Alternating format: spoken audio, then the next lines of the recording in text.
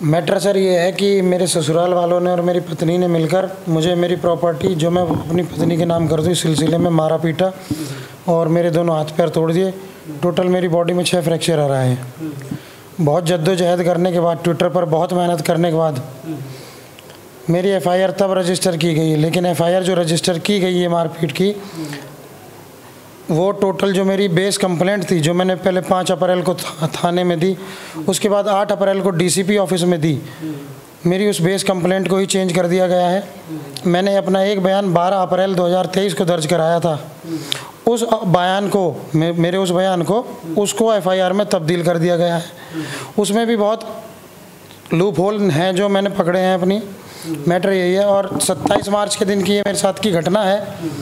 मुझे वाइफ बेवकूफ़ बना के कि मेरे बेटे की तबीयत ख़राब है, अपने पीहर बुला लेती है। पीहर उसका सेक्टर 21B में मकान नंबर 220। वहाँ जब मैं पहुँचता हूँ तो मैं बेटे के बारे में पूछता हूँ कि तबीयत ख़राब है, उसकी दिखाओ कहाँ है, कैसे क्या है। तो बेटे के बारे में ना बता के पहले वो ये कहते हैं कि किराया लिया है बचा हुआ और प्रॉपर्टी के पेपर लाए हो, अब साइन कर दो, सब प्रीति के नाम कर रहे हो तुम अपना, उसके बाद हम वहाँ से बेचेंगे और यहाँ फरीदाबाद में प्रीति के नाम से लेंगे। तो मैं कहता हूँ वो मैं बाद में देखूंगा, भी इतना ज़रूरी मैटर नहीं, पहले बच्चे तो दिखाओ, बच्चों से मिलाओ। तुमने पिछले बृहस्पतिवार से मुझसे बच्चों से नहीं मिलाया। तो ये मेरे को धोखे में लेते हुए कहते हैं कि आप चलो वहाँ प्लॉट पे चलो 470/21B में, वहीं आप रेस्ट करो, बच्चे भी वहीं आ रहे हैं, प्रीति भी वहीं आ रही है, आपके लिए खाना भी वहीं आ जाएगा। इस तरीके से मुझे बहला फुसला कर ये ले जाते हैं उस प्लॉट पर।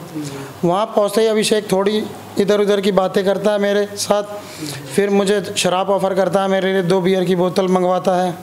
मैं मना कर देता हूँ पीने से। तो ऐसी बातों में अभिषेक धीरे से उठता है, मेरे पीछे जो कमरे बने होते हैं उनमें जाता है, लोहे की रॉड निकाल लाता है और मैं जैसे कुर्सी पे बैठा हूँ मुझे पीछे से अचानक से गिरा देता है। गिराते हुए तुरंत मेरे ये दाहिने पैर पर वार करता है, जिससे मेरी हड्डी टूट जाती है। उसके बाद वो लोहे की एक रॉड से करीब 15-20 बार मेरे ऊपर वार करता है, और जिसमें मेरे दोनों पैर, दोनों हाथ और ये दोनों तलवे टूट जाते हैं। प्रहार करने के बाद वो फाइनली मुझसे पूछता है कि मेरी बहन के नाम कर रहा है सब कुछ कि नहीं कर रहा है। मैं कोई जवाब नहीं देता। उसके बाद उसका नौकर है काले, वो उसको कहता है कि काले सीसीटीवी बंद कर दे। काले भाग के सीसीटीवी बंद कर देता है। उसके बाद मैं जैसे हल्का हल्का मेरी आंखें बंद हो रही थी तो मैं देखता हूँ उसने मेरे यहाँ पिस्टल लगा रखी है, और पिस्टल लगा के कह रहा है गोली चला दूँ या आखिरी मौका दे रहा हूँ, कर रहा है मेरी बहन के नाम नहीं कर रहा है।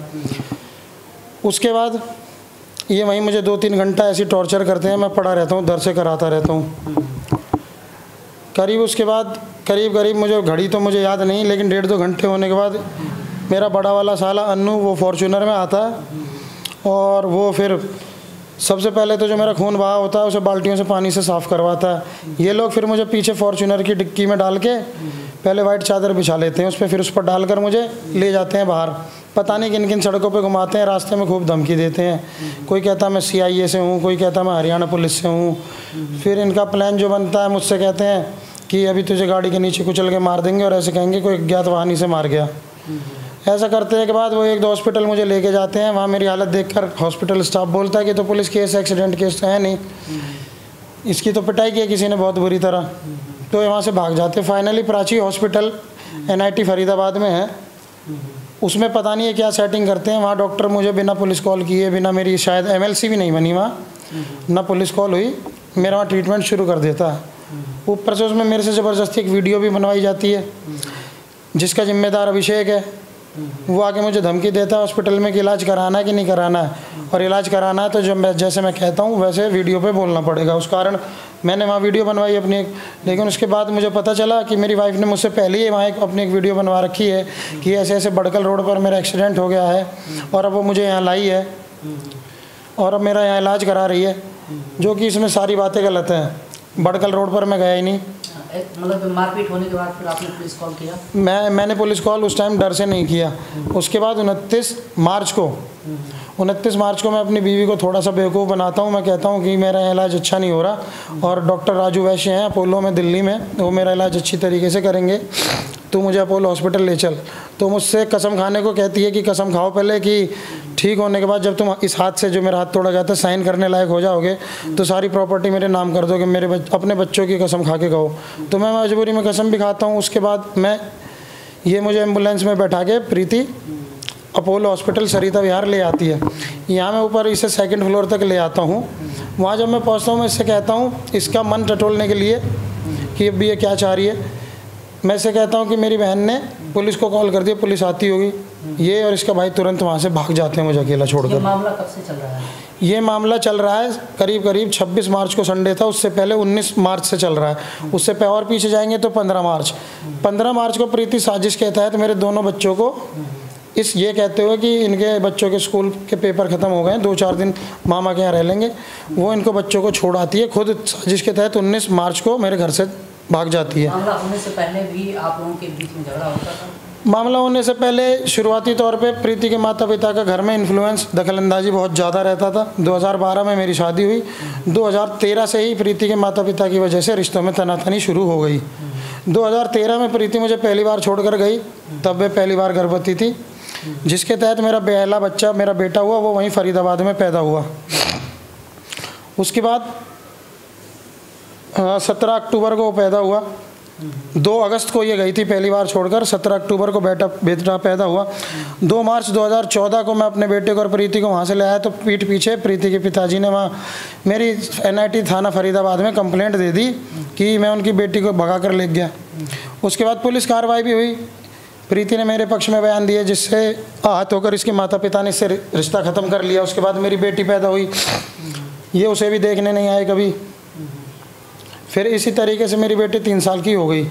3 साल बाद इन्होंने दोबारा प्रीति से बोलचाल शुरू की। प्रीति से बोलचाल शुरू हुए 2014 से 2017 आया, इन्होंने प्रीति का ब्रेन वॉश फिर शुरू कर दिया। प्रीति भी शायद इनके साथ ही शामिल थी। 2017 में सन 16 फरवरी 2017 को वो मुझे दूसरी बार छोड़कर चली गई। इस बार जाने के बाद उसने जितनी तरह के झूठे केस होते हैं मेरे ऊपर, मेंटेनेंस के लिए, बच्चों की गार्जियनशिप के लिए, DV एक्ट के लिए और 498A की एक FIR उसने मेरे ऊपर कर दी है, जिसमें से 498A का केस आज तक पेंडिंग है। बच्चों का केस उसका गार्जियन कस्टडी का वो हारी, ये केस वो चंडीगढ़ हाई कोर्ट से भी हारी। मेंटेनेंस केस उसका खारिज हुआ, DV एक्ट उसका खारिज हुआ। अब बच्चों का केस जो है हमारा सुप्रीम कोर्ट ऑफ इंडिया में 2 मार्च 2019 से पेंडिंग है। अच्छा, जैसे इन सब ढेर सारे घटनाओं के बाद जब आप प्रशासन के पास गए, तो मतलब किस हिसाब से आपका सपोर्ट हुआ? पुलिस प्रशासन ने मुझे एक तरीके से लगता है मुझे बेवकूफ़ बना दिया, क्योंकि मेरी FIR भी जो हुई है एक बहुत बड़े ऊपर के बैठे लोगों की सहायता प्राप्त होने के बाद हुई है। उसमें भी श्रीमान IO साहब ने जो मेरी कंप्लेंट का मजमून था, जो बेस था, जो मैंने लिख के दिया था, उसको ही गायब कर दिया, जबकि जो मेरा बयान था उसको मेरी FIR में तब्दील कर दिया। उस FIR में IO साहब जिन जिन बातों का एक्सप्लेनेशन दे रहे हैं, मुझे लगता है वो FIR नहीं लिख रहे, वो एग्ज़ाम देने आए हैं, या उनके ऊपर भविष्य में जो सवाल दागे जाएंगे, जो पूछे जाएंगे, उनका जवाब वो अभी से ही मेरी FIR के थ्रू देना चाह रहे हैं। मतलब जो FIR आपने दिया जी, वो रजिस्टर नहीं हुआ? रजिस्टर जो मैंने प्रॉपर दिया वो रजिस्टर्ड नहीं हुआ। अच्छा। लेकिन जो मेरा बयान दिया गया था 12 अप्रैल 2023 को अपोलो हॉस्पिटल में, जो कि श्रीमान IO साहब खुद लेने आए, मुझसे लेकर गए, उन्होंने उसी को हूबहू छाप दिया। मतलब जो हॉस्पिटल में आपने बयान दिया उसको जो है रजिस्टर किया गया? उसको रजिस्टर्ड किया गया, लेकिन उससे पहले 5 अप्रैल 23 और 8 अप्रैल 23 को क्रमशः police station sector 21D Faridabad और DCP ऑफिस फरीदाबाद में मैंने कंप्लेंट की कॉपी प्रोवाइड की थी, उसको गायब ही कर दिया गया है। अब ये मामला मतलब कहाँ पे है, क्या हो रहा है, क्या चाहिए आपको? जो है देखने वाले जो ऑडियंस है या कोई भी इससे संबंधित अधिकारी या जो लोग देखें, अधिकारियों से यही निवेदन है, मैंने FIR पे उस पर विवेचना कीजिए दोबारा। वो FIR नहीं है, FIR को टोटली चेंज किया गया है। मेरे उनसे यही निवेदन है कि FIR पे गौर करें और मुझे इंसाफ दें।